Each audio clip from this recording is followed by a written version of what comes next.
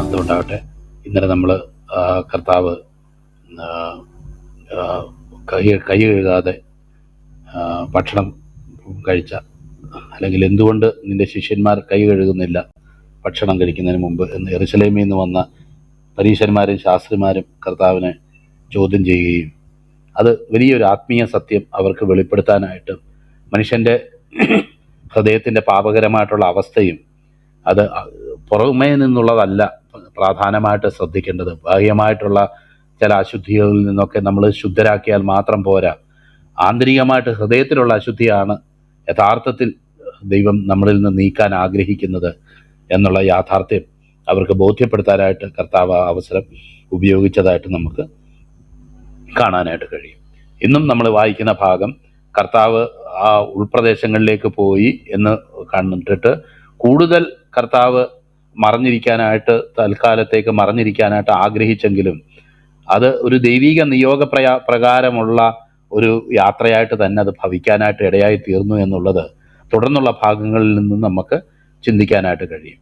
നമ്മൾ ഇതിൻ്റെ മാപ്പ് എടുത്ത് നോക്കുമ്പോൾ നമുക്ക് കാണാൻ കഴിയും, ഈ സോരും സീതോനും ഒക്കെ നമ്മുടെ ബൈബിളിൻ്റെ പുറകിലുണ്ട്. സോർ എവിടെ ആയിരുന്നു, സീതോൻ എവിടെ ആയിരുന്നു, പഴയ നിയമകാലത്ത് അതിനുണ്ടായിരുന്ന പ്രാധാന്യം എന്തായിരുന്നു, വലിയ വാണിജ്യ കമേഴ്സ്യൽ സെൻ്ററായിട്ട് അറിയപ്പെട്ടിരുന്ന സ്ഥലങ്ങളാണ് ഇവയൊന്നും. അവയുടെ വ്യാപാരവും വ്യാപാര ബഹുത്വത്താലുള്ള അതിൻ്റെ ചില അവസ്ഥകളും ഒക്കെ ദൈവവചനത്തിൽ പ്രതിപാദിച്ചിട്ടുണ്ട്. അത് നമുക്കത് കാണാനായിട്ട് കഴിയും.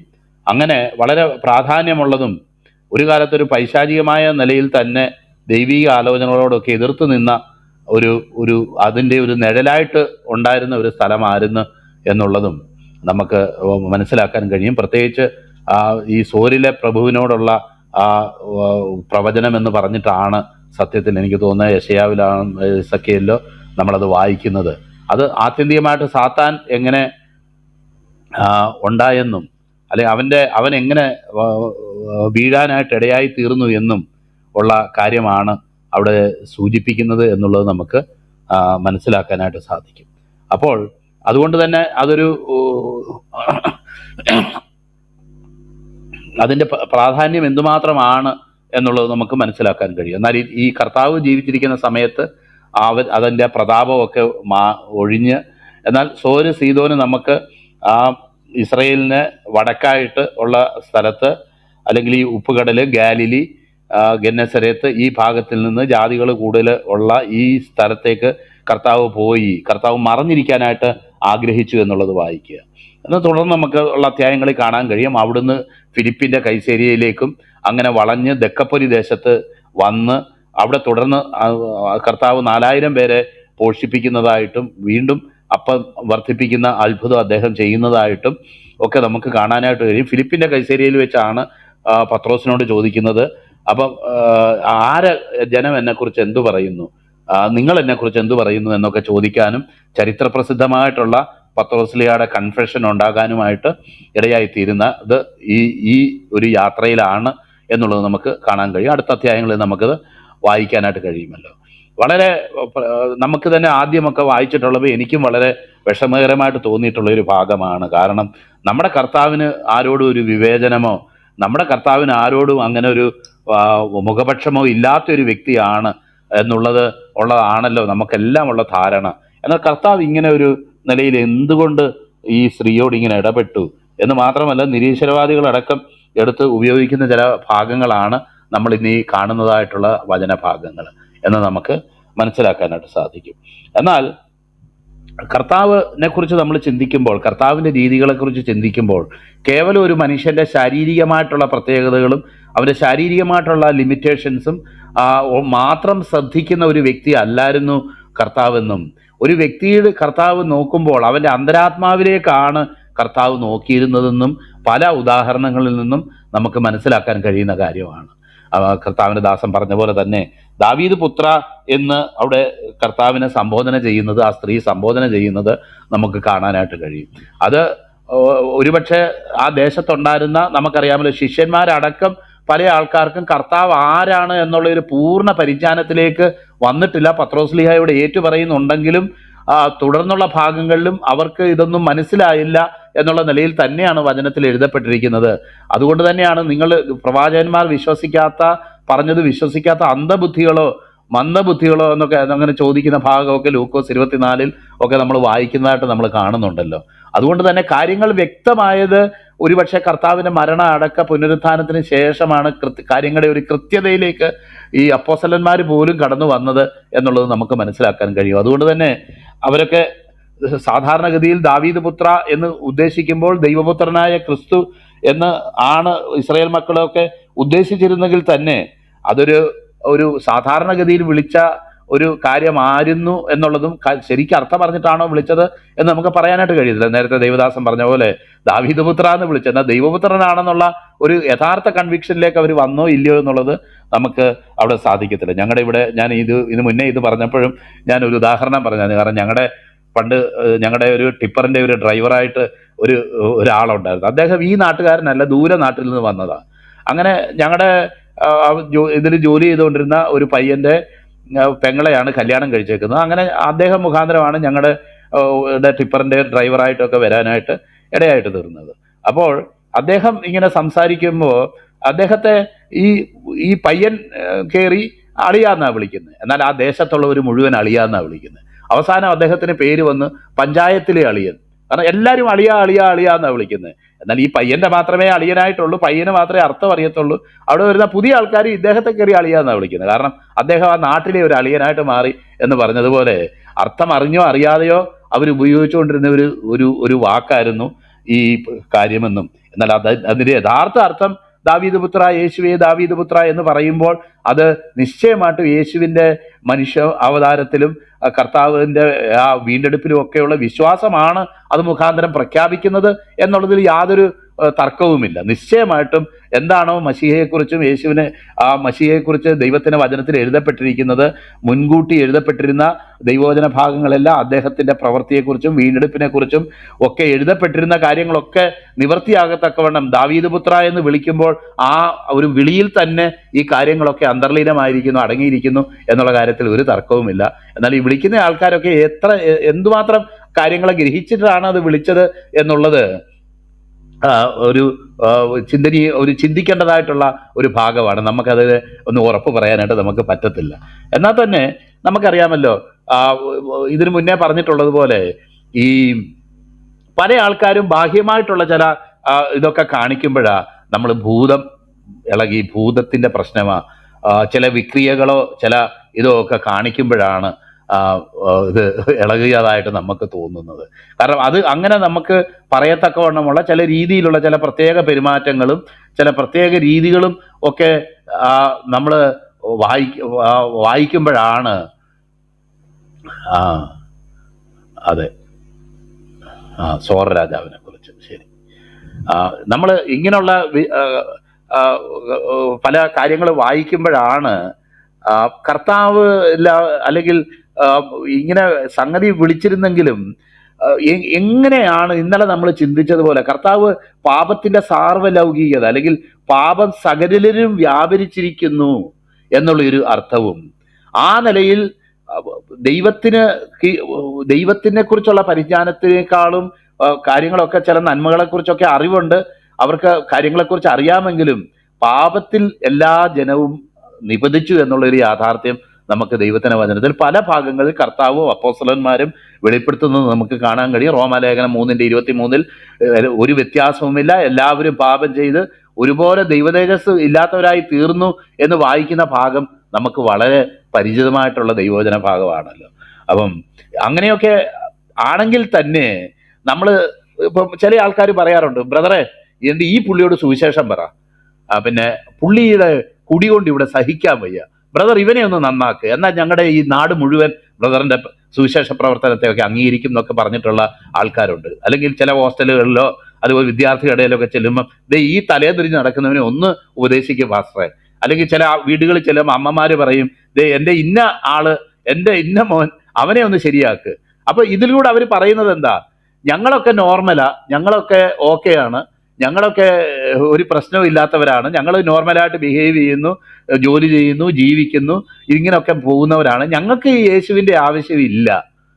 എന്നാൽ ഇങ്ങനെയുള്ള ഈ ചില എക്സ്ട്രീമിലേക്കും ചില എക്സ്ട്രീമായിട്ടുള്ള ചില ക്യാരക്ടേഴ്സ് ആയിട്ട് നടക്കുന്നവർക്ക് മാത്രമേ ഇതിന്റെ ആവശ്യമുള്ളൂ എന്നുള്ള നിലയ്ക്ക് കേവലം കുടിയന്മാരെയും സാമൂഹ്യ വിരുദ്ധന്മാരെയും മാത്രം നേരെയാക്കാൻ നടക്കുന്നവരാണ് ഈ സുവിശേഷം പറയുന്നവർ എന്നുള്ളൊരു ധ്വനി നമുക്ക് പലപ്പോഴും അതിൽ കാണാനായിട്ട് കഴിയും. എന്നാൽ അങ്ങനല്ലല്ലോ. ഇത് സ്വയം നല്ലവനെന്നും സ്വയം ശ്രേഷ്ഠനെന്നും സ്വയം നീതിമാനെന്നും കൊർന്നല്യോസിനെ പോലെ അവന്റെ ദാനധർമ്മങ്ങളും പ്രവർത്തികളും ഒക്കെ ദൈവസന്നിധിയിൽ വരെ അത് എത്തി എന്നൊക്കെ നമ്മൾ വായിക്കുന്നത് പോലുള്ള വ്യക്തികൾക്കും യേശുക്രിസ്തുവിലൂടെയുള്ള ആ നീതിയിലൂടെ അല്ലാതെ, യേശുക്രിസ്തുവിൽ മുഖാന്തരമുള്ള സൗജന്യ രക്ഷയിലൂടെ അല്ലാതെ സ്വയമായിട്ട് രക്ഷിക്കപ്പെടാനായിട്ട് കഴിയത്തില്ല എന്നുള്ള യാഥാർത്ഥ്യം നമുക്ക് മനസ്സിലാകുമല്ലോ. എന്നാൽ പലരും ചിന്തിക്കുന്നത് അങ്ങനല്ല. ഇങ്ങനെയുള്ള ചില തലതിരിഞ്ഞവന്മാർക്ക് വേണ്ടി മാത്രമാണ് ഈ സുവിശേഷം, അവരെ ശരിയാക്കാനാ വന്നത്, ഞങ്ങളൊക്കെ പാരമ്പര്യ ക്രിസ്ത്യാനികളാണ്, അല്ലെങ്കിൽ ഞങ്ങളൊക്കെ പാരമ്പര്യമായിട്ട് നല്ല നടപ്പിൽ ജീവിക്കുന്നവരാണ്, ഞങ്ങൾക്ക് ഇതിൻ്റെ ഒന്നും ആവശ്യമില്ല. ഈ സ്ത്രീയും ഇങ്ങനൊരു തെറ്റിദ്ധാരണയിലായിരുന്നോ എന്നെനിക്കൊരു സംശയം. സംശയം മാത്രമാണ്. നമ്മൾ ജീസസ് ഫിലിം കാണുമ്പോൾ അത് ചോദിക്കുന്നുണ്ട്, ഇത് ഈ ടാക്സ് പിരിക്കുകയും പണസഞ്ചിയിൽ ഇട്ടുന്നത് അതിനെ തട്ടിച്ചു മാറ്റുകയും ചെയ്യുന്ന നിനക്ക് ഇങ്ങനെ ഒരു സംശയം വരാമോ എന്ന് ചോദിച്ച പോലെ ഒരു സംശയമാണ്. യാഥാർത്ഥ്യമാണ്. എനിക്ക് പലപ്പോഴും തോന്നുന്നു, അല്ല, ഈ കൊണ്ടുവന്ന ആളും യഥാർത്ഥത്തിൽ പാപിയും അവളും രക്ഷ ആവശ്യമുള്ളവളും യേശുക്രിസ്തുവിലൂടെയുള്ള സൗജന്യമായ നീതീകരണം ആവശ്യമുള്ള വ്യക്തി തന്നെയാണ്. അതുപോലുള്ള ഒരു വ്യക്തി വേറൊരു മകളെ കൊണ്ടുവന്നേക്കുന്നു. അവിടെ കൊണ്ടുവന്നതല്ല, ഭവനത്തിലായിരിക്കുന്നു എന്ന് നമുക്ക് കാണാനായിട്ട് കഴിയും.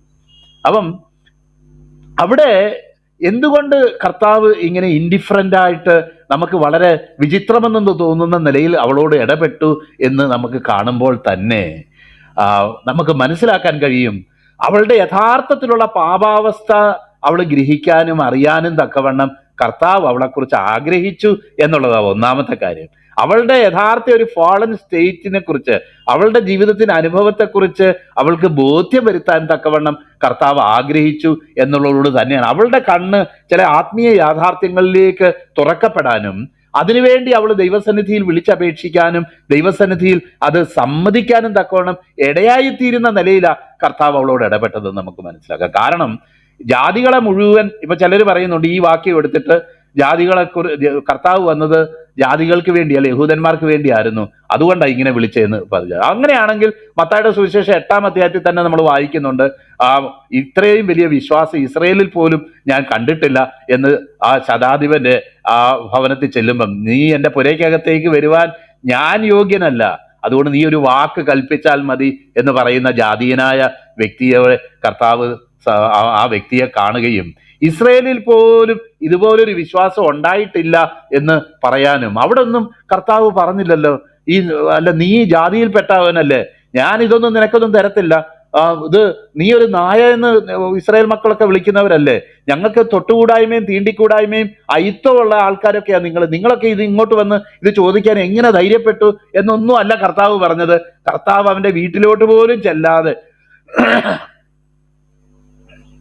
കർത്താവ് അവനോട് പറയുന്ന ഒരു കാര്യം, അതെ നിന്റെ എത്ര വലിയ വിശ്വാസം എന്ന് അതിനെ പുകഴ്ത്തുന്ന ഒരു കാഴ്ച കാണാം. അതും ഇങ്ങനെയൊക്കെ പറയുന്നത് കർത്താവിന്റെ നയമായിരുന്നോ? അല്ല എന്ന് നമുക്ക് വ്യക്തമായിട്ട് കാണാം. അല്ലെങ്കിൽ കർത്താവ് ഇതുപോലെ ഒരു ജാതീയരായിട്ടുള്ള ആൾക്കാർ താമസിക്കുന്ന ഒരു സ്ഥലത്തേക്ക് സോരിലേക്കും സീതോനിലേക്കും ഒക്കെ വാങ്ങി പോകുമോ? സോരിന്റെ സീതോന്റെ കാര്യം നേരത്തെ പറഞ്ഞിട്ടുള്ള സോരിനും സീതോനും ആ നാളുകളിൽ സഹിക്കാവതാകും എന്ന് പറഞ്ഞ കാര്യം നമ്മൾ ഓർക്കുന്നുണ്ട്. അപ്പൊ ഒന്നാമത് നമുക്കറിയാം ഇത് കർത്താവിന്റെ ഒരു നയമല്ല, അങ്ങനെ പറഞ്ഞത് അങ്ങനല്ല. അത് പല ജാതീയരായിട്ടുള്ള വ്യക്തികളോടും കർത്താവ് ഇടപെടുന്നത് നമുക്ക് കാണാനായിട്ട് കഴിയും. എന്നാൽ പറയുന്നതിന്റെ ഒരു സാങ്കത്യം എന്താന്ന് വെച്ച് കഴിഞ്ഞാൽ, ഈ സുവിശേഷവും ഈ ക്രിസ്തുവിനെ കുറിച്ചുള്ള വാഗ്ദത്തങ്ങളും ഓൾറെഡി നൽകപ്പെട്ടിരുന്ന ഒരു ജനതതി ഉണ്ടായിരുന്നു.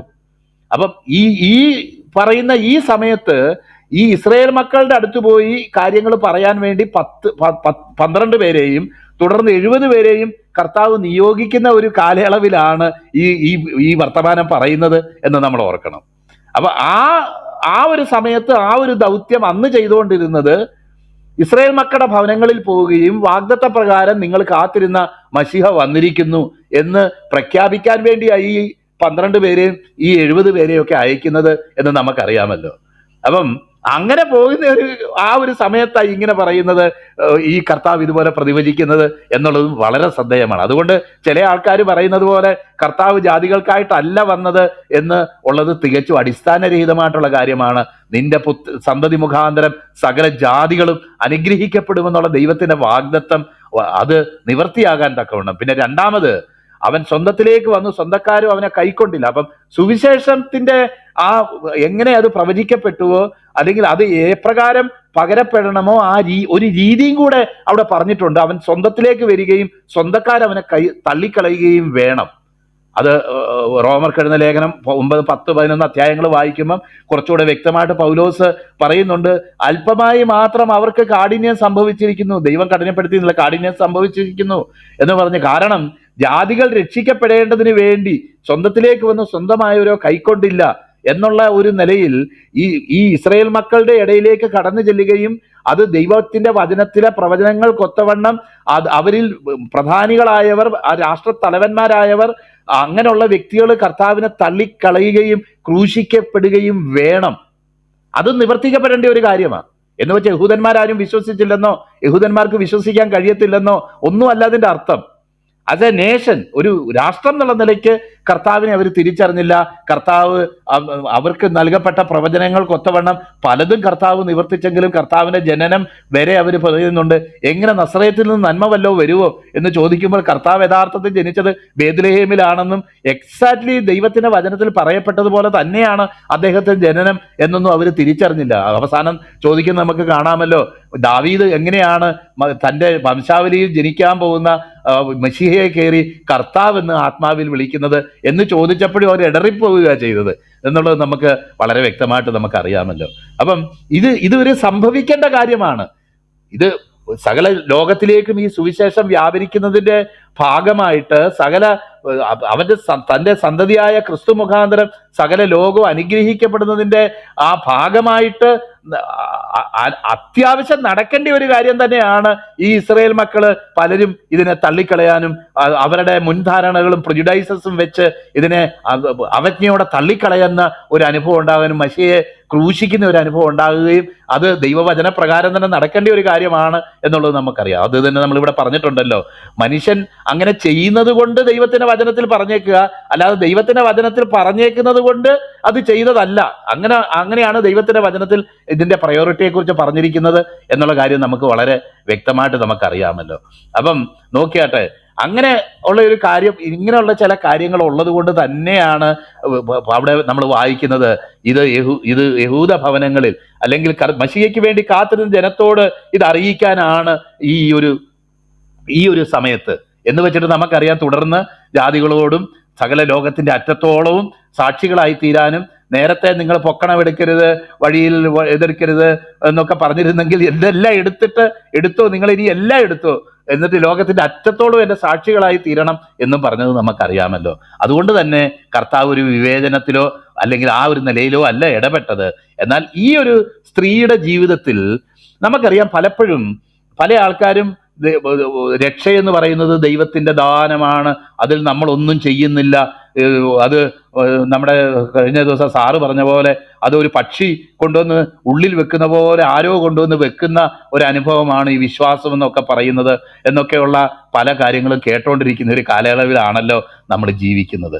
അപ്പൊ അവിടെ കാണുകയാ ആ ശതാധിപന്റെ ആ പറച്ചിലിൽ നിന്റെ വിശ്വാസം വലിയത് എന്ന് പറയുമ്പം അങ്ങനെയുള്ള ഒരു വിശ്വാസത്തോടു കൂടെയുള്ള ഒരു പ്രതികരണത്തെ ഒരു മെറിറ്റായിട്ട് തന്നെയാണ് കർത്താവ് കണ്ടത് എന്നുള്ളത് നമുക്ക് കാണാൻ കഴിയും. ഇന്നലെ ഞാൻ പറഞ്ഞു, വിശ്വാസം ഏത് മാർഗത്തിൽ പോയി പ്രശംസ ഏത് മാർഗത്തിൽ പോയി വിശ്വാസ മാർഗത്തിലോ. അപ്പൊ വിശ്വാസ മാർഗത്തിൽ പ്രശംസിക്കാനായിട്ടൊരു വകുപ്പില്ല എന്നുള്ളത് ഇന്നലെ പ്രസ്താവിക്കുകയുണ്ടായി. അതുപോലെ തന്നെ നമുക്ക് കാണുകയാണ്, ഒരു സ്ഥലത്തല്ല പല സ്ഥലത്തും കർത്താവ് പല കാര്യങ്ങൾ ചെയ്യുന്ന സമയങ്ങളിൽ ചില വ്യക്തികളുടെ വിശ്വാസത്തെ കർത്താവ് പ്രകീർത്തിച്ചു.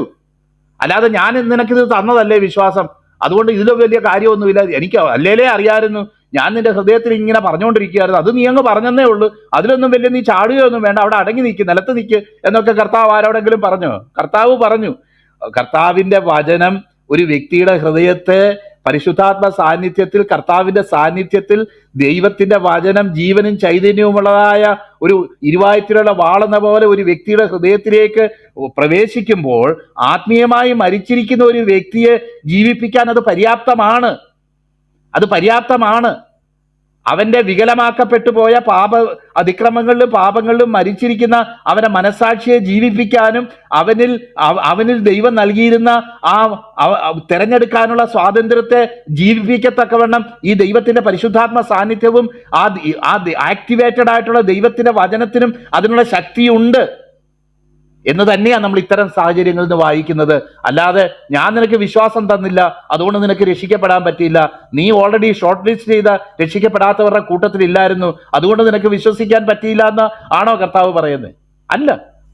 കാരണം ഈ വചനം അതിന്റെ പൂർണ്ണ ശക്തിയോടുകൂടെ ഓരോ ഹൃദയങ്ങൾക്ക് മുന്നിലും അതിന്റെ ശക്തിയോടുകൂടെ, പവറോടുകൂടെ കർത്താവിന്റെ സാന്നിധ്യത്തിൽ തന്നെ അത് പറയപ്പെടുമ്പോൾ അത് അതിക്രമങ്ങളിലും പാപങ്ങളിലും മരിച്ചിരിക്കുന്ന ഒരു വ്യക്തിയെ അത് ജീവിപ്പിക്കാൻ തക്കവണ്ണം അത് പര്യാപ്തമാണ് എന്നാ ദൈവത്തിന്റെ വചനം പറയുന്നത്. ദൈവത്തിന് അവിടെ കർത്താവ് ചെയ്തപ്പോൾ മാത്രമല്ല, ശിഷ്യന്മാര് പ്രസംഗിച്ചപ്പോഴും ഒക്കെ ദൈവവചനത്തിലുടനീളം നമുക്ക് കാണാനായിട്ട് കഴിയും. എന്നാൽ ഈ വിശ്വസിക്കാനുള്ള മാറ്റർ, അല്ലെങ്കിൽ വിശ്വസിക്കാനുള്ള എന്താണ് വിശ്വസിക്കേണ്ടതെന്നുള്ള കാര്യം ആരാ ഹൃദയത്തിൽ പ്രകാശിപ്പിച്ചു തരുന്നത്? അത് നിശ്ചയമായിട്ട് കർത്താവ് തന്നെ. ദൈവത്തിന്റെ വചനത്താലാ അത് നമുക്ക് ലഭിക്കുന്നത്. ദൈവവചനത്തിലുള്ള വിശ്വാസം കേൾവിയാലും കേൾവി ക്രിസ്തുവിന്റെ വചനത്താലും എന്ന് പറയുന്നതിന്റെ സാങ്കത്യം അത് തന്നെയാ, അതിന്റെ അർത്ഥം അത് തന്നെയാ. അങ്ങനെ ദൈവാത്മാവിനാൽ ജീവിപ്പിക്കപ്പെട്ട, ആക്ടിവേറ്റ് ചെയ്യപ്പെട്ട ദൈവത്തിന്റെ വചനം നമ്മൾ എബ്രായ ലേഖനത്തിൽ വായിക്കും. ഇരുവായത്തിലുള്ള ഏത് വാളിനേക്കാളും മൂർച്ചയേറിയതും പ്രാണനെയും ആത്മാവിനെയും സന്ധിമജകളെയും വേർപിടിവിക്കും വരെ തുളച്ചു ചെല്ലുന്നതും ഹൃദയത്തിലെ ചിന്തനങ്ങളെയും ഭാവങ്ങളെയും വിവേചിക്കുന്നതുമാകുന്നു. എത്ര ശ്രേഷ്ഠമാണ് പ്രിയപ്പെട്ടവരെ! ഈ യാഥാർത്ഥ്യത്തിന് വിരോധമായിട്ട് ചിലർ ഇവിടെ കിടന്നുകൊണ്ട് ഇങ്ങനെ പറഞ്ഞുകൊണ്ടിരിക്കുക. അവരിപ്പം ക്ലോസ് ഗ്രൂപ്പുകളും മറ്റു പല ഗ്രൂപ്പുകളും ഒക്കെ തുടങ്ങിയിട്ടുണ്ട്. കാരണം ഇതൊന്നും അറിയാത്ത തിയോളജി എന്താണെന്നും ഈ കാര്യങ്ങൾ എന്താണെന്നും ഇതിന്റെ അപകട സാധ്യത എന്താണെന്നും അറിയാത്ത പല വ്യക്തികളെയും ഇതിൽ കുരുക്കാൻ വേണ്ടി അവര് ഫാൾസ് ആയിട്ടുള്ള തിയോളജിയും ആർഗ്യുമെന്റ്സും വെച്ച് പലതും ചെയ്യുന്നതായിട്ട് നമുക്ക് കാണാനായിട്ട് കഴിയും. എന്നാൽ പ്രിയപ്പെട്ടവരെ, ഇവിടെ ശ്രദ്ധിച്ചു നോക്കണം. ഇങ്ങനെ ഒരു സ്ത്രീ, ഈ നിലയിലുള്ള ഒരു സ്ത്രീ, ആ സ്ത്രീയുടെ കാരണം നമുക്കറിയാമല്ലോ, ഈ ദൈവം പല കാര്യങ്ങളും വിശ്വാസത്തോടുള്ള ഒരു റെസ്പോൺസ് ആയിട്ടാണ്. വിശ്വസിക്കേണ്ട കാര്യം കർത്താവ് ഒരു വ്യക്തിക്ക് കാണിച്ചു കൊടുക്കുമെങ്കിലും അത് ഏറ്റെടുക്കേണ്ട ഉത്തരവാദിത്വം ആ വ്യക്തിക്ക്. എന്ന് മാത്രമല്ല, ആ കൺഫെഷൻ എത്രമാത്രം പ്രധാനപ്പെട്ടതാണെന്നൊന്ന് ആലോചിച്ച് നോക്കിയേ. നമുക്കറിയാം, വിശ്വാസത്തിന്റെ അനുസരണമായിട്ടുള്ള പ്രവർത്തികളെ പോലും ഈ പ്രവൃത്തി വേണ്ട എന്ന് പറയുന്നവർ നിഷേധിക്കുന്ന ഒരു കാഴ്ചപ്പാടാണ് നമുക്ക് കാണാൻ കഴിയും. അയ്യോ, വിശ്വാസം അത് പ്രവൃത്തിയാ, ശ്വാസം വിടുന്നത് അത് പ്രവൃത്തിയാ, അല്ലെങ്കിൽ ഒന്ന് തുമ്മിപ്പോയാൽ അത് പ്രവൃത്തിയാ, അയ്യോ അതൊന്നുമല്ല കാരണം എന്ന് പറയുകയും ആ നിലയിലുള്ള ദൈവവചനത്തിന് അന്യമായിട്ടുള്ള ചില ഉപദേശങ്ങളെയും കാര്യങ്ങളെയും ഇൻട്രൊഡ്യൂസ് ചെയ്യുന്ന ആശാന്മാരെ നമ്മളിപ്പോൾ കണ്ടുകൊണ്ടിരിക്കുകയാണല്ലോ. അതുകൊണ്ട് തന്നെ നമ്മുടെ ഈ ചെറിയ ഗ്രൂപ്പിലാണെങ്കിൽ പോലും ഇതിനെക്കുറിച്ച് പറയുന്നതിൻ്റെ കാരണം എന്താ? ഇവിടെ ഇരിക്കുന്ന പലർക്കും മറ്റുള്ളവരെ ഉപദേശിപ്പാൻ തക്കവണ്ണമുള്ള വിശ്വസ്ത മനുഷ്യരെ ഭരമേൽപ്പിക്കാന്ന് പറഞ്ഞ പോലെ ഉള്ള ഒരു ഭരമേൽപ്പിക്കലാണ് ഇവിടെ ചെയ്യുന്നത്. അത് ഞാൻ പറയുക. കാരണം ഞാനിത് എല്ലാവരോടും പോയി പറയാനോ വഴക്കടിക്കാനോ ഒന്നും പോകുന്നില്ല. നിങ്ങളാരും പോയി പറയുകയോ വഴക്കടിക്കുകയോ ചെയ്യണ്ട. എന്നാൽ അറിയാൻ ആഗ്രഹമുള്ള ചില സഹോദരങ്ങൾക്ക് ഇത് വെളിപ്പെടുത്തി കൊടുക്കാനായിട്ടുള്ള ഉത്തരവാദിത്വം കൂടെ നമുക്കുണ്ട്.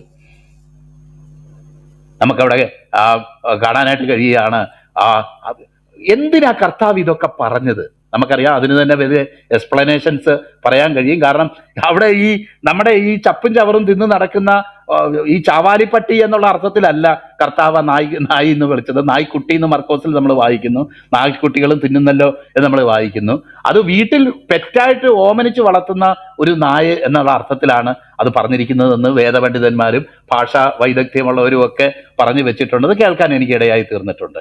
അപ്പോൾ ഒരു ഹ്യൂമിലിയേറ്റ് ചെയ്യുന്ന നിലയിലല്ല പറഞ്ഞത് എന്നുള്ളത് അവിടെ ഒന്നാമത് പറയുക. ഇനി അങ്ങനെ തന്നെ ആയിക്കൊള്ളട്ടെ. അന്നത്തെ കാലത്ത് ജാതികളെയൊക്കെ യഹൂദന്മാർ വിളിച്ചുകൊണ്ടിരുന്നത് അങ്ങനെയാണ്. കാരണം ഞാൻ ഈ നിൽക്കുന്നത് ഒരു റൈറ്റ് സ്റ്റാൻഡാണ്. എനിക്കൊരു പ്രത്യേകിച്ച് വ്യത്യാസങ്ങളൊന്നും ആവശ്യമില്ല.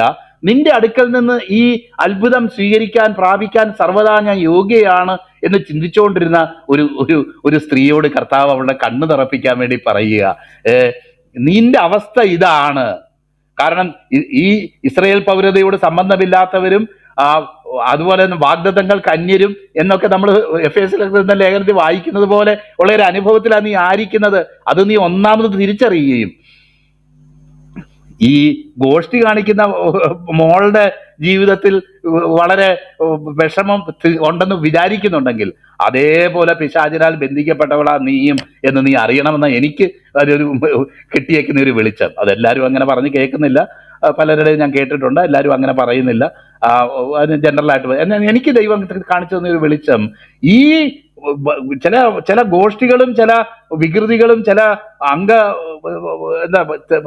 തെറ്റായ നിലയിലുള്ള ചില പ്രകടനങ്ങൾ നടത്തുന്ന വ്യക്തി മാത്രമല്ല പിശാചിന് അടിമ. യേശുവിനെ കൂടാതെയുള്ള ഒരു വ്യക്തി സത്യത്തിൽ അവൻ പിശാചിന് അടിമയായിട്ട് തന്നെയാണ് ജീവിക്കുന്നത്. ചില ഗോഷ്ഠികളൊക്കെ കാണിക്കുന്നു, ചിലർ കാണിക്കുന്നില്ല എന്നുള്ളതേ ഉള്ളൂ. അതിന് പല കാരണങ്ങളുണ്ട്. അത് നമ്മൾ ഓരോ അവസരങ്ങളിൽ നമ്മളിവിടെ വിശദീകരിച്ചിട്ടുള്ളതാണ്. എന്നാൽ അവളുടെ വായിൽ നിന്ന് ഒരു ശരിയായ ഒരു കൺഫെഷൻ ഉണ്ടാകാനായിട്ട് കർത്താവ് ആഗ്രഹിച്ചു. പ്രിയപ്പെട്ടവരെ, ആത്മീയ ജീവിതത്തിൽ ഈ കൺഫെഷൻ എന്ന് പറയുമ്പം എന്തുമാത്രം പ്രാധാന്യമുള്ളതാണ് എന്ന് നമ്മൾ മനസ്സിലാക്കണം. നമ്മൾ അറിയാമല്ലോ, റെവലേഷനിൽ നമ്മൾ വായിക്കുന്നു, അവർ തങ്ങളുടെ സാക്ഷ്യവചന ഹേതുവായും ക്രിസ്തുവിന്റെ രക്തം മുഖാന്തരവും സാത്താനെ ജയിച്ചു. എന്താ ഈ സാക്ഷ്യം എന്ന് പറയുന്നത്? അത് ഉദ്ദേശിക്കുന്നത് പൈശാചിക ശക്തികളെ ജയിക്കത്തക്കവണ്ണമുള്ള ദൈവവചനത്തിലെ സത്യത്തിന്റെ വെളിപ്പെടുത്തൽ എന്നുള്ള ഒരു അർത്ഥത്തിലാ സാക്ഷ്യം. അല്ലാതെ നമ്മൾ പറയുന്നത് നല്ലവനും വല്ലഭനുമായിരുന്നു എന്ന് പറയുന്ന നിലയിലുള്ളതല്ല. അതിനും ശക്തിയില്ലെന്നൊന്നും ഞാൻ പറയുന്നില്ല. ഹൃദയത്തിൽ അറിഞ്ഞുകൊണ്ട് ഒരു വ്യക്തി കർത്താവ് നല്ലവനും വല്ലഭനുമാണെന്ന് പറഞ്ഞാൽ അതിൻ്റെതായ ഒരു ആത്മീയ ശക്തി അതിലുണ്ട്. ആത്മീയ പോരാട്ടത്തിലെ ആത്മീയമായ വിടുതലിലെ ഏറ്റവും പ്രധാനപ്പെട്ട ഒരു കാര്യമാണ് ശരിയായിട്ടുള്ള ഒരു ഏറ്റുപറച്ചിൽ, കൺഫെഷൻ. അത് വചനത്തിൽ തന്നെ വായിക്കും. പാപത്തിനുള്ള ക്ഷമയോടുള്ള ബന്ധത്തിലും നാം നമ്മുടെ പാപങ്ങളെ ഏറ്റുപറയുന്നു എങ്കിൽ അവൻ നമ്മുടെ പാപക്ഷമ ഏറ്റുപറച്ചിൽ ഒരു പ്രവൃത്തിയല്ലേ? അതിങ്ങനെ സാധിക്കും. അങ്ങനെയൊക്കെയുള്ള പരീക്ഷമാർ ചെയ്യുന്നത് പോലുള്ള മൈക്രോസ്കോപ്പിക്കായിട്ട് ഇതിനെ അങ്ങ് അരിച്ചെടുക്കുന്നതിലൂടെയാണോ കർത്താവ് തന്റെ ഡോക്ടറിൻ സ്ഥാപിക്കുന്നത്? അതൊക്കെ വെറും പരീക്ഷ മനോഭാവം എന്നല്ലാതെ എന്തു പറയാനാ?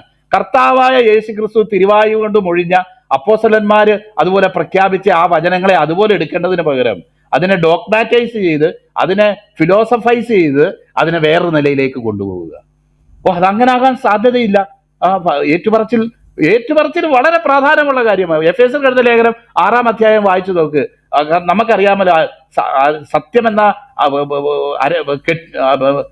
അവിടെ വായിക്കുന്നുണ്ട്. ആ കൂട്ടത്തിൽ ദൈവവചനം എന്ന ആത്മാവിന്റെ വാളും അതുപോലെ അരയ്ക്ക് സത്യവും എന്നൊക്കെ പറയുമ്പം അവിടെ ഉദ്ദേശിക്കുന്ന കാര്യം വെറുതെ കുറച്ച് വചനം വായിച്ചിട്ട് ഒരു ഹിസ്റ്ററി വായിച്ചതുപോലെ പോവുക എന്നുള്ളതല്ല. ആ ദൈവത്തിന്റെ വചനം നമുക്ക് വെളിച്ചം തരുന്നതനുസരിച്ച് ഹൃദയത്തിന്റെ ഉള്ളിൽ നിന്ന് വരുന്ന ഏറ്റുപറച്ചിൽ എന്നാണ് അതിന്റെ അർത്ഥം. അതാണ് നമ്മൾ ഈ ആത്മീയ പോരാട്ടത്തിലും പിശാചിനോടുള്ള ഇതിലുമൊക്കെ നമ്മൾ നിലനിർത്താൻ പോകുന്നത്. ഇവിടെ പറയുക, അവളുടെ ഹൃദയത്തിൽ നിന്ന്, നമുക്കറിയാലോ ചിലരൊന്നും അങ്ങനെ പെട്ടെന്ന് കൺഫസ് ചെയ്യത്തില്ല. കർത്താവ് ആ ഒരു കാര്യം ചെയ്തത് നമ്മൾ ഈ പേസ്റ്റൊക്കെ ഞെക്കിച്ചാടിക്കുന്നത് പോലെ അവളുടെ ഹൃദയത്തിൽ നിന്ന് അതുപോലുള്ള ഒരു വിശ്വാസവും കൺഫെഷനും പുറപ്പെടാൻ തക്കവണ്ണം അവളെ സൃഷ്ടിച്ചവനും അവളുടെ സൃഷ്ടികർത്താവായിട്ടുള്ള ദൈവത്തിന്റെ സന്നിധിയിൽ, യേശു കർത്താവിന്റെ മുന്നിൽ അങ്ങനെ ഉണ്ടാകാനായിട്ട് ഇടയായിട്ട് തീർന്നു. അതിനുള്ള പവർ കർത്താവിനുണ്ട്, അതിനുള്ള സാധ്യത കർത്താവിനുണ്ട്, അതിനുള്ള അതിന് കർത്താവിന് കഴിയും. അല്ലാതെ ട്രഷർ ഹണ്ട് ചെയ്യാനായിട്ട് കർത്താവ് വന്നതല്ല. നോക്കിയാട്ടെ, ഇവിടെ നമ്മൾ കാണുകയാണ് അവള് ശരിയായിട്ടുള്ള നിലയിൽ അവൾ പറയുക. ഒന്ന്, അവിടെ നമുക്ക് കാണാൻ കഴിയും, കർത്താവ് അങ്ങനെ പറഞ്ഞപ്പോൾ അതിനേക്കാളും അവൾ താഴ്. ഞാനിത് പല സ്ഥലത്തും ഞാൻ കേട്ടിട്ടുണ്ട്. എൻ്റെ ജീവിതത്തിൽ ഞാൻ അനുവർത്തിക്കാനൊക്കെ ചിലയിടത്ത് നോക്കിയിട്ടുണ്ട്, ചിലയിടത്തൊക്കെ അത് ഏറ്റിട്ടുണ്ട്, ചിലയിടത്ത് പരാജയപ്പെട്ടിട്ടുണ്ട്. കാരണം ഈ വില്യം കേറിയെ പറ്റിയൊക്കെ നമ്മൾ വായിക്കുമ്പോൾ, വില്യം കേറി ലോകത്തിൽ ഈ ഇന്ത്യയിലേക്ക് വരുന്നതിന് മുന്നേ അദ്ദേഹം മിഷണറിയായി പോകാൻ ആഗ്രഹിച്ചെന്ന് പറയുമ്പം വില്യം കേറിയെ കളിയാക്കാൻ വേണ്ടി ഒരാൾ ചോദിച്ചു, മിസ്റ്റർ കേറി, ഷൂ ഉണ്ടാക്കുന്നതല്ലേ നിങ്ങളുടെ പരിപാടി എന്ന് ചോദിച്ചു. വില്യം കേറി എഴുന്നേറ്റ് നിന്ന് അദ്ദേഹത്തെ അപമാനിക്കാൻ വേണ്ടിയാ ചെയ്തത്. അദ്ദേഹം അതിനേക്കാളും അങ്ങ് താത്തി, എൻ്റെ സാറേ, അങ്ങനെ സാറ് പറയുന്ന പോലെ ഷൂ ഉണ്ടാക്കിയൊന്നുമല്ല, കീറി പറഞ്ഞ ഷൂ തുന്നുക എൻ്റെ പണി, അതിനേക്കാളും താഴെയാ ഞാൻ എന്ന് പ്രഖ്യാപിച്ചതോടുകൂടെ എന്ത് വെച്ച് അദ്ദേഹത്തെ അപമാനിക്കാനും തരം താഴ്ത്തി കാണിക്കാനും ശ്രമിച്ചുവോ ആ വ്യക്തി ഇളിപ്യനായിട്ട് തീരുക. ശത്രു പല അവസരങ്ങളിലും നമ്മുടെ ദുരഭിമാനം ഉപയോഗിച്ചിട്ട് നമ്മൾ അങ്ങനെയാണ് ഇങ്ങനെയാണെന്നൊക്കെ മറ്റുള്ളവർ അറിയരുത് എന്ന് നമ്മൾ വിചാരിക്കുന്ന ചില കാര്യങ്ങളെയൊക്കെ കൊണ്ട് വെളിപ്പെടുത്തി നമ്മുടെ നിലംപരിശാക്കാനായിട്ട് നോക്കും. അവിടെ നമുക്ക് അതിനോടുള്ള ഇതെന്തുവാ? അതിനേക്കാൾ വന്ന് താഴ്ത്തിയേക്ക്, ഞാൻ അതുപോലും ഇല്ല. പരദേശി മോക്ഷയാത്ര പറയുന്നത് പോലെ അവന്റെ കുറ്റങ്ങളെല്ലാം പറഞ്ഞ് നിനക്ക് നീ മോക്ഷപട്ടണത്തിലേക്ക് പോകാൻ കഴിയത്തില്ല, ഇന്ന തെറ്റുകളൊക്കെ നീ ചെയ്തിട്ടുണ്ട്. ആ തെറ്റ് മാത്രമല്ല ചെയ്തത്, അതിനേക്കാൾ അപ്പുറത്തും ചില കുറവുകളൊക്കെ എൻ്റെ ജീവിതത്തിൽ ഉണ്ടായിട്ടുണ്ട്. അതൊക്കെ എൻ്റെ കർത്താവ് എന്നോട് ക്ഷമിച്ചു. പ്രിയപ്പെട്ടവരെ, ദൈവസന്നിധിയിൽ എന്തെങ്കിലും ആണെന്ന് നമ്മൾ വിചാരിക്കുന്നതിലൂടെ അല്ല ദൈവകരം നമുക്ക് വേണ്ടി ചലിക്കാൻ ഇടയായിട്ട് തീരുന്നത്. നമ്മൾ ചെയ്ത കുറെ നന്മകളെല്ലാം അങ്ങോട്ട് പൊക്കി വെച്ചുകൊണ്ട് ഇരിക്കുന്നത് കൊണ്ടല്ല പലപ്പോഴും ദൈവകരം നമുക്ക് വേണ്ടി ചലിക്കുവാനും യഥാർത്ഥ വിശ്വാസത്തിന് അനുഭവം നമ്മുടെ ജീവിതത്തിൽ ഉണ്ടാകും. നമ്മുടെ ദൈവകുഞ്ഞാടവൻ യോഗ്യനെന്ന് മോക്ഷത്തിൽ കേൾക്കുന്ന ശബ്ദം ഇത് എന്ന് നമ്മൾ പാടുന്നത് പോലെ കർത്താവിന്റെ യോഗ്യതയെക്കുറിച്ചും നമ്മുടെ അയോഗ്യതയെക്കുറിച്ചുമാണ് യഥാർത്ഥത്തിൽ വെളിപ്പാടുണ്ടാകുന്ന ഒരു വ്യക്തിയുടെ ഹൃദയത്തിൽ ഉണ്ടാകുന്നതായിട്ടുള്ള ഭാവം എന്ന് നമുക്കറിയാം. നമ്മുടെ ബിജോ ബ്രദർ ഉണ്ടോ? വന്ന ബിജോ ബ്രദർ വണ്ടി വിട്ടെന്ന് ഞാൻ വിചാരിച്ചു.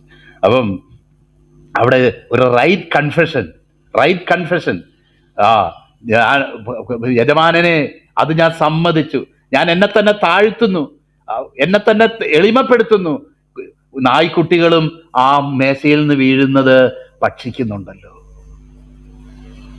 അപ്പൊ കർത്താവ് ഈ ഒരു ഇതിന്റെ മുന്നിൽ കർത്താവ് എന്ന് മാത്രമല്ല, ഇപ്പൊ ദൈവത്തെ ഇഷ്ടമുള്ള കുറെ പേരുണ്ട്, എന്നാൽ ദൈവജനത്തെ ഇഷ്ടമല്ല. അത് വലിയൊരു അസുഖം. അന്നും അതെ ഇന്നും അതെ. അന്നറിയാമല്ലോ, അന്ന് ദൈവജനം എന്ന് അറിയപ്പെടുന്നത് ഈ കർത്താവിനെ അംഗീകരിക്കാത്തവരും പിന്മാറ്റക്കാരുമായിട്ടുള്ള ഈ ഒരു ജനക്കൂട്ടമാണ് നാമമാത്രമായിട്ടെങ്കിലും ദൈവത്തിന്റെ ജനമെന്ന് അറിയപ്പെടുന്നത്. നമുക്കറിയാം. എന്നാൽ ഈ മറ്റുള്ള ജാതികൾക്കൊക്കെ അവർക്കൊരു ചിന്തയുണ്ടായിരുന്നു, അവരുടെ പാരമ്പര്യങ്ങളും ഒക്കെ ശ്രേഷ്ഠമാണ്, ഇതിനോട് കിടപിടിക്കത്തക്കതാണ് എന്നൊക്കെ ചിന്തിക്കുകയും കുറച്ച് ഈ യഹൂദ വിശ്വാസം കലർന്ന ഒരു നിലയിലായിരുന്നു പലരുടെയും എന്നുള്ള സാഹചര്യങ്ങളും നമുക്കറിയാം.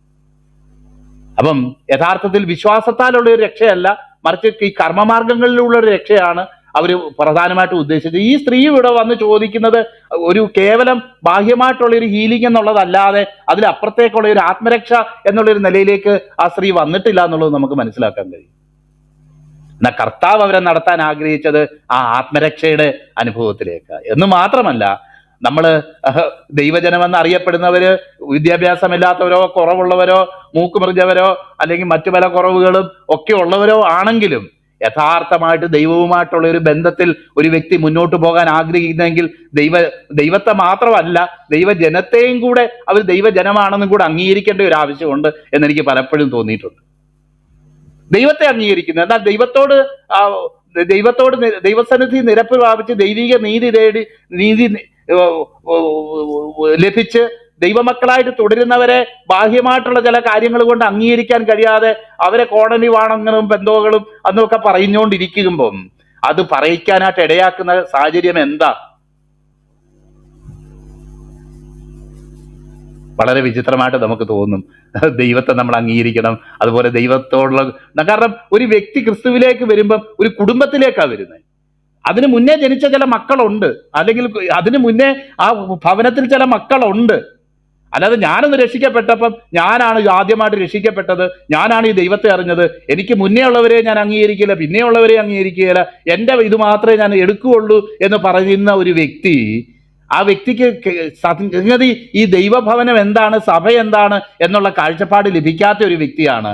അദ്ദേഹത്തിന്റെ വെളിപ്പാടും ദർശനവും മാത്രമേ പറയാനുള്ള, അതിലപ്പുറത്തേക്കും ഇപ്പുറത്തേക്കും ഒന്നും പറയാനില്ല. നമുക്കവിടെ ആ സ്ത്രീയുടെ കൺഫെഷനിൽ ഈ ഒരു വിഷയവും കൂടെ നമുക്ക് കാണാനായിട്ട് കഴിയും. നമുക്കവിടെ കാണാൻ കഴിയുന്നത്, ഇസ്രായേൽ മക്കള് കാണാതെ പോയ ആടുകളുടെ അടുക്കലേക്കല്ലാതെ എന്നെ അയച്ചിട്ടില്ല എന്ന് ഉത്തരം പറഞ്ഞു. എന്നാൽ അവൾ വന്ന് കർത്താവേ എന്നെ സഹായിക്കണമേ എന്ന് പറഞ്ഞ് അവനെ നമസ്കരിച്ചു. അവനോ മക്കളുടെ അപ്പം എടുത്ത് നായ്ക്കുട്ടികൾക്ക് ഇട്ടുകൊടുക്കുന്നത് നന്നല്ല എന്ന് പറഞ്ഞു. നമ്മൾ പലപ്പോഴും നമ്മുടെ ഇത് പറയുമ്പോഴുള്ള നമ്മുടെ ഹൃദയത്തിലെ ഭാവം ചിന്തിച്ചിട്ട് ആ കർത്താവിനെ പലപ്പോഴും കുറ്റം വിധിക്കുന്നത്. പൂർണ്ണമായ സ്നേഹത്താൽ ആ സ്ത്രീയോട് പറയുന്ന ഒരു കാര്യമായിട്ട് തന്നെയാണ് എനിക്കത് മനസ്സിലാവുന്നത്. കാരണം അവളുടെ ജീവിതത്തിൽ ഒരു ശരിയായിട്ടുള്ള യഥാസ്ഥാനത്തിലേക്ക് വരാനും ശരിയായിട്ടുള്ള നിലയിലും അവളുടെ വിശ്വാസത്തെ പ്രകടിപ്പിക്കുന്നതായിട്ടുള്ള ഒരു കൺഫെഷൻ ഉണ്ടാകാനും. കാരണം വിശ്വാസം ഹൃദയത്തിൽ നിറയുമ്പോഴാണ് ശരിയായിട്ടുള്ള കൺഫെഷൻ ഒരു വ്യക്തിയുടെ ഹൃദയത്തിൽ ഉണ്ടാകും, വായിലുണ്ടാകും. ആ പ്രവൃത്തിയെ വേണ്ടാന്നല്ല കർത്താവ് പറഞ്ഞത്. ആ വിശ്വാസം കംപ്ലീറ്റ് ആകുന്നത് ഈ അബ്രഹാം തന്റെ പുത്രനെ ആ യാഗപീഠത്തിന്മേൽ സമർപ്പിച്ച പ്രവൃത്തിയാലല്ലോ അവൻ നീതീകരിക്കപ്പെട്ടത് എന്ന് യാക്കോബ് പറയുന്നത് ഈ കോണ്ടസ്റ്റിലാണ്, ഈ ഒരു കോണ്ടസ്റ്റിലാണ്. അതൊക്കെ ആൾക്കാർക്ക് ഇഷ്ടപ്പെട്ടാലും ഇല്ലെങ്കിലും ദൈവവചനത്തിന്റെ ഉപദേശങ്ങളെ അറിയാതെ ഭ്രാന്തമായിട്ടുള്ള ചില മാനുഷികമായ കാഴ്ചപ്പാടുകളിൽ നിന്നുകൊണ്ട് ഇങ്ങനെയുള്ള കാര്യങ്ങളെയൊക്കെ എലിമിനേറ്റ് ചെയ്ത് കളയാൻ കഴിയുന്ന ചിന്തിക്കുന്ന ആളുകൾ എന്തുമാത്രം ഒരു ഒരു ഒരു മൂഢസ്വർഗത്തിലാണ് ജീവിക്കുന്നതെന്ന് പറയാനായിട്ട് ഞാൻ ആഗ്രഹിക്കുക. വാക്കുകൾ ചിലപ്പോൾ രൂക്ഷമായിട്ട് തോന്നുന്നു, സത്യത്തിൽ അങ്ങനെ തന്നെയാണ്. വചനത്തിൽ പറയുന്നത് അത് അംഗീകരിക്കുകയല്ല, അവരുടെ ഫിലോസഫി അനുസരിച്ച് അയ്യോ അത് പറ്റത്തില്ല, കൺഫെഷൻ അല്ല, വിശ്വാസമല്ല, ഒന്നുമല്ല. ദൈവം ആഗ്രഹിക്കുന്ന, ദൈവം ഡിമാൻഡ് ചെയ്യുന്നതും അതിനെ കർത്താവോട് പ്രകീർത്തിക്കുകയും ചെയ്യുക. നിന്റെ വിശ്വാസം വലിയത്. നായ്ക്കുട്ടികളും ഉടയവരുടെ മേശയിൽ നിന്ന് വീഴുന്ന നുറുക്കുകൾ തിന്നുന്നുണ്ടല്ലോ എന്ന് അവള് ഏറ്റു പറയത്തക്കവണ്ണം ആ ഒരു ലെവലിലേക്ക് കർത്താവ് അവളെ കൊണ്ടുവരികയും അവളുടെ വിശ്വാസത്തിന്റെയും ഏറ്റുപറച്ചിന്റെയും അടിസ്ഥാനത്തിൽ തന്നെ, കാരണം കർത്താവ് ഇതെല്ലാം സൗജന്യമായിട്ട് കൊടുത്താൽ മാത്രം പോരല്ലോ, നന്ദിയോടെ അത് സ്വീകരിച്ച് കർത്താവേ നിന്റെ സ്നേഹം ഞാൻ അറിയുന്നു, നിന്റെ കരുതൽ ഞാൻ അറിയുന്നു, പൂർണ്ണ ഹൃദയത്തോടെ നിന്റെ പദ്ധതി ഞാൻ അംഗീകരിക്കുകയും അതിനെ മഹത്വപ്പെടുത്തുകയും ചെയ്യുന്നു, നിന്നെ അതിനുവേണ്ടി മഹത്വപ്പെടുത്തുകയും ചെയ്യുന്നു. ആ സ്ത്രീക്ക് ഒരുപക്ഷെ ലഭിച്ചത് രോഗസൗഖ്യം മാത്രമല്ല, അവൾക്ക് നിത്യതയിലേക്ക് പോകാൻ തക്കവണ്ണമുള്ള ഒരു കാഴ്ചപ്പാടും കൂടെ കർത്താവ് പകർന്നു. ആ വിശ്വാസം അവളിൽ ഉണ്ടായി എന്ന് തന്നെ ഞാൻ അവിടെ പറയാം. അവിടെ എഴുതിയിട്ടൊന്നുമില്ല, ഞാനത് അങ്ങ് അസ്യൂം ചെയ്യുക. കേവലം ഒരു അത്ഭുതം മാത്രമല്ല അവൾക്ക് ലഭിച്ചത്. അവളുടെ ഒന്നുമില്ലായ്മ അവൾക്ക് മനസ്സിലായി, അവളുടെ പാപ്പരത്വം അവൾക്ക് മനസ്സിലായി, ദൈവത്തിൽ പൂർണ്ണ ഹൃദയത്തെ ആശ്രയിക്കത്തക്കവണ്ണം ജീവനുള്ള ദൈവത്തിന്റെ ആ മകളെന്ന് വിളിക്കപ്പെടുവാനുള്ള ഒരു യോഗ്യതയിലേക്ക് അവൾ നടത്തപ്പെട്ടു എന്ന് തന്നെ ഞാൻ വിചാരിക്കുക. അപ്പോൾ ആ വ്യത്യാസമുള്ളവർ കാണാം. പ്രിയ ബിജോ ബ്രദറിനെ വചനത്തിൽ നിന്ന് സംസാരിക്കാനായിട്ട് ക്ഷണിച്ചുകൊണ്ട് ഞാൻ എൻ്റെ വാക്കുകൾ വിരമിക്കും.